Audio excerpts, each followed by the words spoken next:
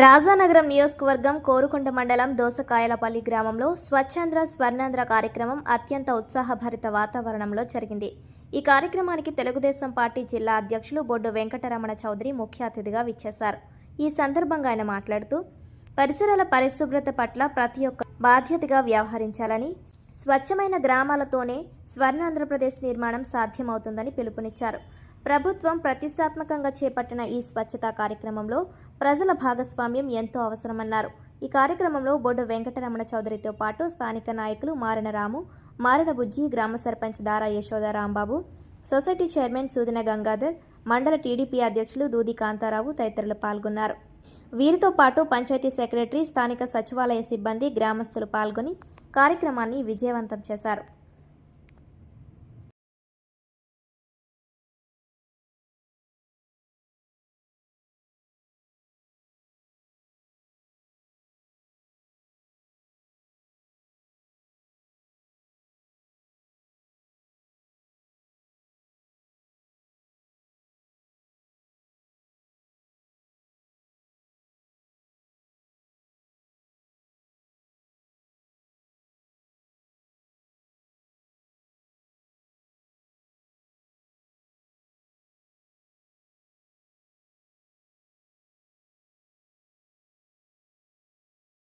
ఈ రోజున దోసకాయలపల్లి గ్రామంలో స్వచ్ఛాంధ్ర స్వర్ణాంధ్ర కార్యక్రమం చేపట్టడం జరిగింది.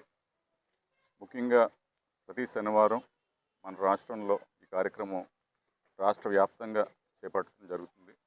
ఈవేళ ముఖ్యమంత్రి గారు కూడా ఈ కార్యక్రమంలో పాల్గొన్నారు. రాష్ట్ర వ్యాప్తంగా కూటమిలో ఉన్న ప్రతి నాయకుడు కూడా స్వచ్ఛాంధ్ర దిశగా పయనించే కార్యక్రమాల్లో పాల్గొంటున్నారు. ప్రతి నెల కూడా ఒక కొత్త కాన్సెప్ట్తో, ఒక్కొక్క థీమ్తో ముందుకెళ్ళడం జరుగుతుంది. మన పరిసరాలు అన్నీ కూడా పరిశుద్ధంగా ఉండే విధంగా, ఎలక్ట్రానిక్ వేస్ట్ మేనేజ్మెంట్కి ఏ విధంగా చేయాలి, ప్లాస్టిక్ వేస్ట్ డిస్పోజల్ ఏ విధంగా చేయాలి, ప్లాస్టిక్ మరియు ఈ డిస్పోజబుల్ ఏవైతే ఉన్నాయో అవన్నీ వాడకం ఎలా తగ్గించుకోవాలి, అనేక కార్యక్రమాలు పెట్టడం జరుగుతుంది. అలాగే వేస్ట్ టు ఎనర్జీ ప్లాంట్లు, మల విసర్జన, బహిరంగ మల విసర్జన జరగకుండా టాయిలెట్లు కట్టించడాలు, ఇవన్నీ కూడా అనేక కార్యక్రమాలు చేపట్టడం జరుగుతుంది. ప్రతి ఒక్కరు కూడా, ముఖ్యంగా యువకులు స్ఫూర్తి తీసుకుని, అంటే ఇక్కడ మన దేశంలో ఉన్నప్పుడు చెత్త మనం విచ్చలవిడిగా ఎక్కడ పడితే అక్కడ పాడేస్తాం, కానీ ఇదే మన విదేశాలు వెళ్తే ఏ విధంగా అక్కడ ఉన్నటువంటి రూల్స్ పాటిస్తూ ఆ పరిసరాలను చాలా పరిశుభ్రంగా ఉంచుతాం.